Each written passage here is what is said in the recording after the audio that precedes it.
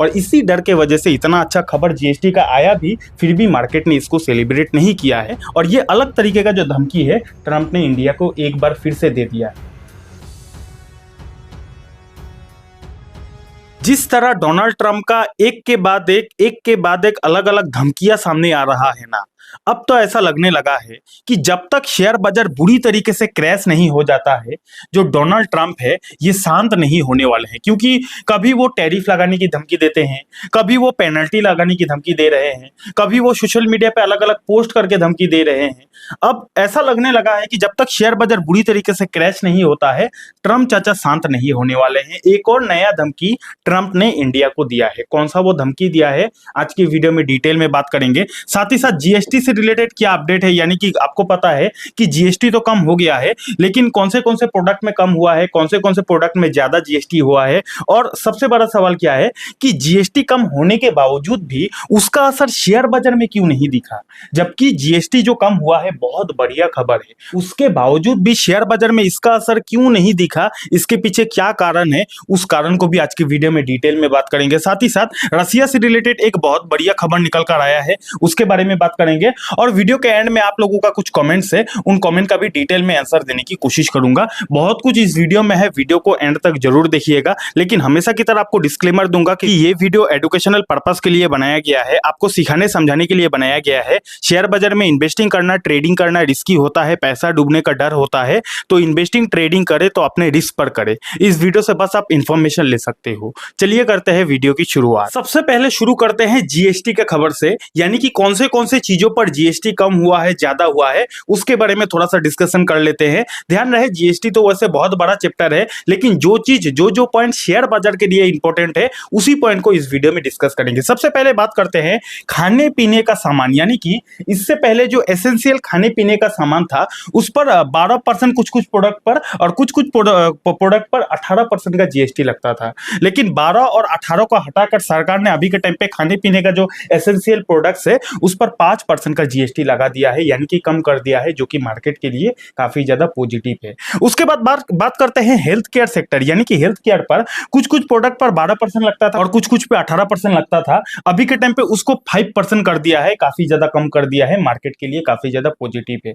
उसके बाद बात करते हैं लाइफ एंड हेल्थ इंश्योरेंस से रिलेटेड, यानी कि पहले लाइफ इंश्योरेंस और हेल्थ इंश्योरेंस अगर आप करने जाते थे तो आपको 18% जीएसटी देकर प्रीमियम देना पड़ता था। लेकिन इसको गवर्नमेंट ने काफी बढ़िया डिसीजन लिया है, इसको एकदम 0% कर दिया है, यानी कि अब अगर आप लाइफ इंश्योरेंस या फिर हेल्थ इंश्योरेंस करते हो तो आपको 0% जीएसटी देना पड़ेगा, एकदम नील कर दिया है। उसके बाद बात करते हैं एजुकेशन सेक्टर पर, पहले 12% लगता था, इसको भी गवर्नमेंट ने एकदम नील कर दिया है, 0 कर दिया है। एग्रीकल्चर सेक्टर पर पहले 12 और 18% लगता था अलग अलग प्रोडक्ट्स पर, उसको एकदम गवर्नमेंट ने 5% कर दिया है, जो कि काफी ज्यादा अच्छा है। उसके बाद बात करते हैं इलेक्ट्रिक प्रोडक्ट्स पर, पहले 28% का जीएसटी लगता था, अभी के टाइम पे 18% कर दिया है। ऑटो सेक्टर पर पहले 28% का जीएसटी लगता था, जो कि गेम चेंजिंग साबित हुआ है। अभी के टाइम पे सरकार ने इसको 18% पर ला दिया है, यानी कि अभी के टाइम पे अगर आप गाड़ी या फिर बाइक वगैरह खरीदने जाओगे तो काफी ज्यादा दाम जो है कम हो सकता है आने वाले समय में। अब कम हो सकता है ऐसा क्यों बोल रहा हूं, इसके बारे में वीडियो में आगे बात करेंगे। तो यहां पर अगर आप देखोगे तो ऑटो सेक्टर पर पहले जीएसटी 28% लगता था, अभी के टाइम पे 18% लग गया है। लेकिन एक कंडीशन है, कुछ ऐसा बाइक से या फिर कुछ ऐसा कार से जिस पर 40% का भी जीएसटी लगेगा। यानी कि अब आपके दिमाग में ये सवाल आया होगा कि सर 28 से 18 कर दिया, अब ये 40% कहां से आ गया। तो कुछ ऐसा बाइक या फिर कार जो काफी ज्यादा लग्जरी सेगमेंट में आता है, होता है ना, अगर आप मार्केट में 5 लाख में गाड़ी खरीदना चाहोगे तो आपको मिल जाएगा, 10 लाख में खरीदना चाहोगे तो मिल जाएगा, लेकिन 1 करोड़ में खरीदना चाहोगे तो फिर भी मिलेगा, 10 करोड़ में खरीदना चाहोगे तो फिर भी मिलेगा। तो 5 लाख का गाड़ी से 10 करोड़ का गाड़ी का तो कंपेयर नहीं हो सकता ना। तो इसीलिए जो लग्जरी सेगमेंट का कार से, लग्जरी बाइक से, उस पर 40% का जीएसटी लगेगा, इससे पहले 28 लगता था। और जो मिडिल क्लास के लिए जो गाड़ी है या फिर बाइक है उस पर पहले 28 लगता था, अभी के टाइम पे 18% लगेगा। क्लियर हो गया ना। उसके बाद पान मसाला, तंबाकू, लग्जरी प्रोडक्ट्स, कोल्ड ड्रिंक वगैरह पर 40% का जीएसटी ठोक दिया है सरकार ने। यानी कि जितना भी बैड प्रोडक्ट्स है, जैसे कि पान मसाला हो गया, गुटखा हो गया, लग्जरी अलग अलग प्रोडक्ट्स हो गया या फिर कोल्ड ड्रिंक हो गया, इन सारी सारी चीजों पर 40% का अब जीएसटी देना पड़ेगा। तो क्लियर हो गया ना, जो जो मार्केट के लिए इंपॉर्टेंट है जीएसटी से रिलेटेड, वो सारा डाउट इस वीडियो में आपका क्लियर हो गया होगा। अब दूसरा सवाल क्या है, आपके दिमाग में आया होगा कि सर सब कुछ तो समझ गए, लेकिन इतना पॉजिटिव खबर आने के बावजूद भी, यानी कि अलग अलग प्रोडक्ट्स पर जीएसटी कम होने के बावजूद भी शेयर बाजार में इसका असर क्यों नहीं दिखा? तो इसके पीछे एक बहुत बड़ा रीजन है, जिस रीजन को डिटेल में समझाता हूं। सबसे पहले इसको समझो कि गवर्नमेंट ने जीएसटी कम तो कर दिया है, लेकिन ये जो जीएसटी कम हुआ है, ये ओरिजिनल में मार्केट में इंप्लीमेंट कब से होगा? मार्केट में इंप्लीमेंट होगा 22 सितंबर से, यानी कि 22 सितंबर से ये जो जीएसटी कम किया है गवर्नमेंट ने, ये मार्केट में लागू हो जाएगा। Point number 1। पॉइंट नंबर 2 क्या है कि जीएसटी कम हो जाने के बावजूद भी इसका पॉजिटिव इंपैक्ट शेयर बाजार में क्यों नहीं दिखा, ये जानना आपके लिए जरूरी है। आइए इसको भी समझ लेते हैं। तो मान के चलते हैं कोई भी एक प्रोडक्ट है, जिस प्रोडक्ट का जो दाम है वो 100 रुपया है। अब जबकि इस प्रोडक्ट का दाम 100 रुपया है, तो सरकार का उसको कुछ ना कुछ जीएसटी परसेंटेज लगेगा। तो मान के चलते हैं 18% का जीएसटी लग गया। अब इस प्रोडक्ट का जो फाइनल अमाउंट हो गया, फाइनल दाम हो गया, वो हो गया 118 रुपया। इतना तो आप समझते हो। अब जबकि सरकार ने जीएसटी कम कर दिया है अलग अलग चीजों पर, या फिर कुछ कुछ प्रोडक्ट पर ये जो जीएसटी लगता है एकदम नील कर दिया है, जीरो कर दिया है। तो जबकि सरकार ने जीएसटी नील कर दिया है, तो प्रोडक्ट का जो फाइनल अमाउंट है ये भी कम हो जाना चाहिए। फाइनल अमाउंट यहाँ पे इस केस में 100 रुपया हो जाना चाहिए। अब मार्केट जीएसटी के खबर को इसीलिए सेलिब्रेट नहीं कर रहा है क्योंकि मार्केट को ये डर सता रहा है कि भैया बीच का जो जीएसटी है सरकार ने कम तो कर दिया है, लेकिन कंपनी इसका बेनिफिट उठाकर कहीं ऐसा ना कर दे कि जैसे कि इस वाला केस में 100 रुपया प्रोडक्ट का दाम, 18% जीएसटी, फाइनल जो प्राइस हो गया 118 रुपया हो गया। अब सरकार का जो 18% है सरकार ने इसको हटा दिया है, तो फाइनल प्राइस होना चाहिए 100 रुपया। अब अगर कंपनी ऐसा कर दे कि कंपनी का जो प्रोडक्ट है वही कंपनी 118 रुपया कर दे, तो फिर क्या होगा? तो फिर लोगों को, आम जनता को इसका बेनिफिट ही नहीं मिलेगा। कंपनी अगर अपने प्रोडक्ट्स का दाम ही बढ़ा दे तब तो आम जनता को इसका बेनिफिट नहीं मिलेगा ना, पहले जो प्राइस था वही प्राइस रह जाएगा। तो लोगों को यही डर सता रहा है, शेयर बाजार के इन्वेस्टर को यही डर सता रहा है कि सरकार ने तो अपना काम कर दिया, अब अगर कंपनी यहाँ पे थोड़ा सा चालाकी दिखाए, कंपनी अगर अपना ही प्रोडक्ट का दाम हाइक कर दे तो आम जनता को इसका बेनिफिट नहीं मिलेगा। और इसी डर के वजह से इतना अच्छा खबर जीएसटी का आया भी, फिर भी मार्केट ने इसको सेलिब्रेट नहीं किया है।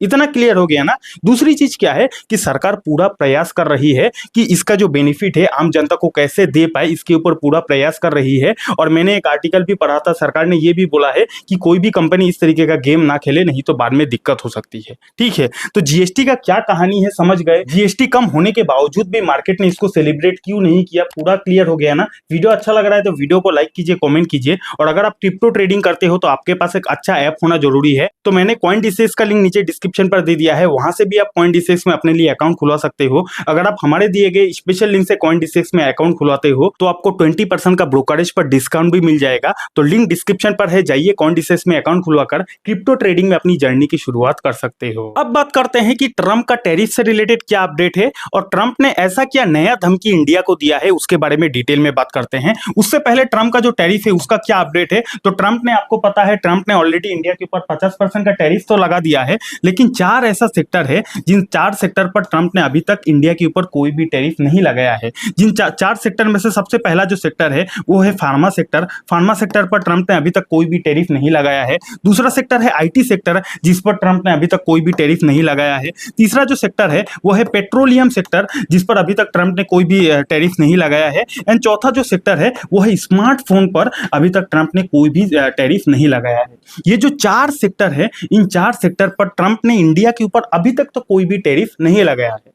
अब यहाँ पे मार्केट में अलग अलग खबर निकल कर आ रही है। क्या खबर निकल कर आ रही है, यहाँ पे आप देख सकते हो, Trump plans 200% tariff on imported drugs, यानी कि जो फार्मास्यूटिकल कंपनी हमारे इंडिया का अमेरिका में बिजनेस करती है उस पर 200% का टैरिफ लगाने का प्लान चल रहा है ट्रंप का। क्लियर कर दूं, ये मेरा कहना नहीं, ऐसा रिपोर्ट के थ्रू से खबर आया है। यानी कि ट्रंप ऐसा प्लान बना रहे हैं कि फार्मा सेक्टर पर ट्रंप 200% का टैरिफ लगाएंगे। अब जैसा कि मैंने आपको बोला कि इंडिया का फार्मास्यूटिकल जो बिजनेस है अमेरिका में काफी अच्छा है, तो अगर ऐसा हो जाता है तो इंडियन कंपनी के लिए काफी ज्यादा दिक्कत का समय आ सकता है। तो फार्मास्यूटिकल बिजनेस को स्टडी करते हो तो ये न्यूज आपका काफी ज्यादा काम का है, तो इसीलिए ध्यान से इन्वेस्टमेंट करें। उसके बाद क्या है, is Trump trying to punish India surprise IT sector next, यानी कि मार्केट में ये भी अफवाह चल रहा है, खबर चल रहा है कि अगला जो ट्रंप का टारगेट है वो आईटी सेक्टर पर है। तो ट्रंप आईटी सेक्टर पर भी टैरिफ लगा सकते हैं, ऐसा भी मार्केट में खबर निकल कर आ रही है। ठीक है, तो जो जो सेक्टर अभी के टाइम पे बचा हुआ है, pharma sector, IT sector, smartphone sector, उन सेक्टर पर अभी के टाइम पे ट्रम्प का नजर है, ऐसा मार्केट में रिपोर्ट के थ्रू से खबर आते जा रहा है। ठीक है, तो काफी ज्यादा सतर्क रहिएगा। उसके बाद बात करते हैं कि यहाँ पे आप देख सकते हो, एमिड राइजिंग यूएस हीट, रसिया ऑफर्स इंडिया बिगर ऑयल डिस्काउंट रिपोर्ट, यानी कि रिपोर्ट के थ्रू से ये खबर आया है कि रसिया एक और नया ऑफर इंडिया को दे सकता है ऑयल खरीदने से रिलेटेड। यानी कि अब आपके दिमाग में ये सवाल आया होगा कि ये खबर तो काफी ज्यादा पुराना हो गया है, लेकिन मैं आपको बताना चाहूंगा ये एक और नया ऑफर है। पहले जो रशिया ने इंडिया को ऑफर दिया था ऑयल से रिलेटेड, वो तो हो गया।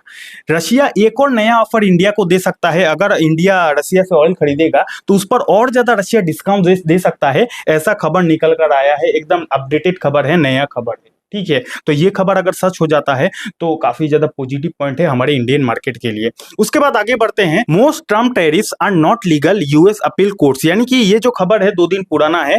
यूएस का जो कोर्ट है उसने ट्रम्प के ऊपर केस कर दिया है। क्यों केस किया है? क्योंकि यूएस कोर्ट का ऐसा कहना है कि ट्रम्प ने जो अलग अलग देशों पर टैरिफ लगा दिया है ये टोटली इलीगल है, ये लीगल नहीं है। ऐसा मेरा नहीं, ऐसा यूएस का कोर्ट का कहना है।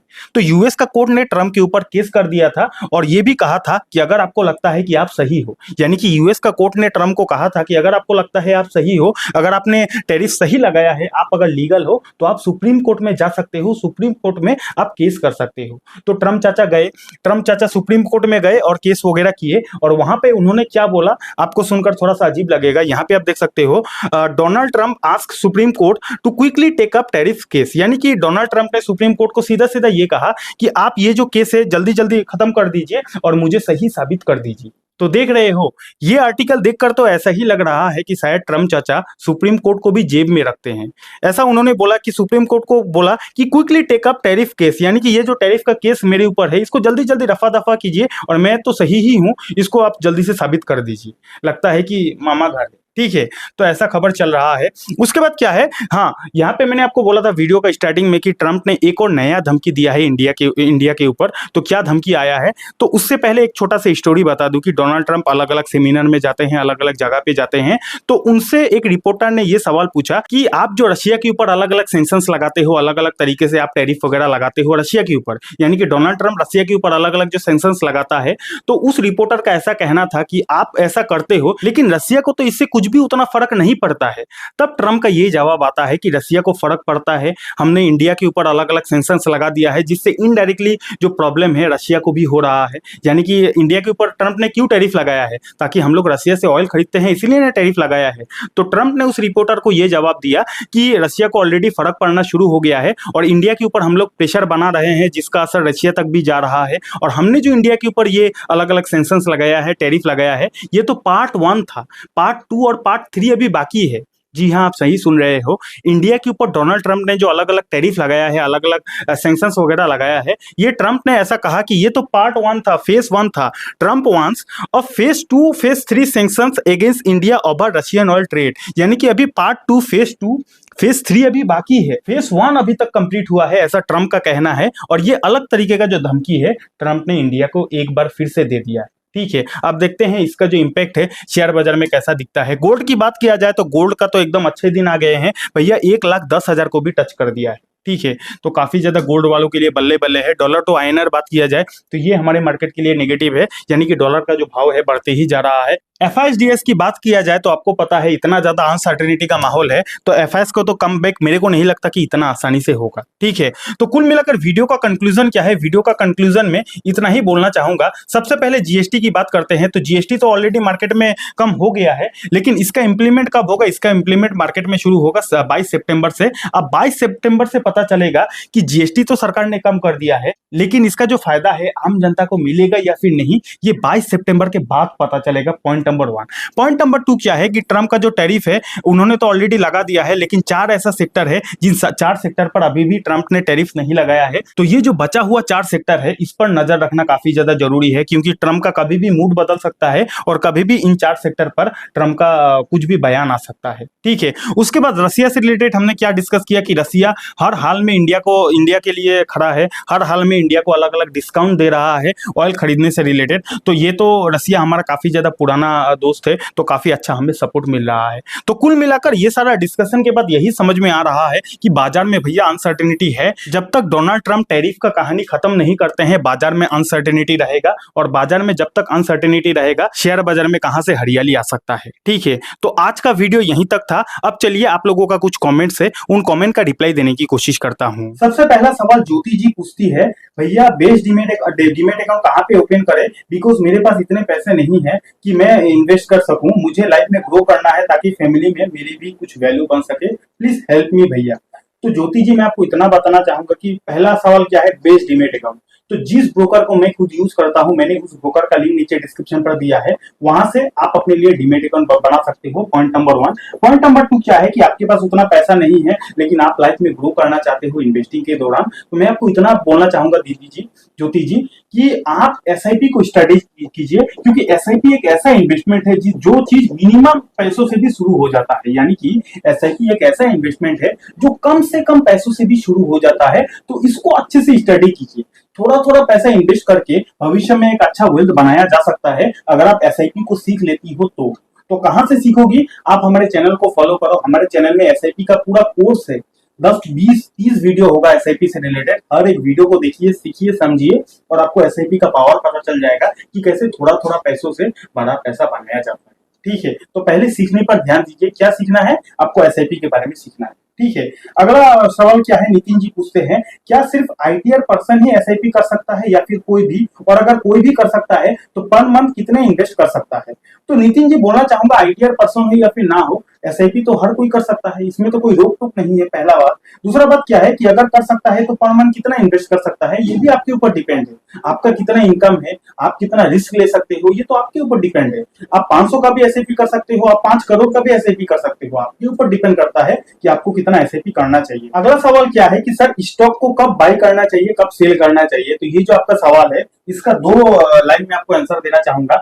स्टॉक को कब बाय करना चाहिए, कब सेल करना चाहिए। अब देखिए, शेयर बाजार में 2 चीज होता है, एक होता है ट्रेडिंग, एक होता है इन्वेस्टिंग। अब अगर आपको ट्रेडिंग में ये सीखना है कि स्टॉक को कब बाय करना चाहिए, कब सेल करना चाहिए, तो ट्रेडिंग का अलग अलग स्ट्रेटेजी होता है। आप ट्रेडिंग का स्ट्रेटेजी सिखाने जाओ तो 1-2 घंटा का वीडियो बन जाएगा।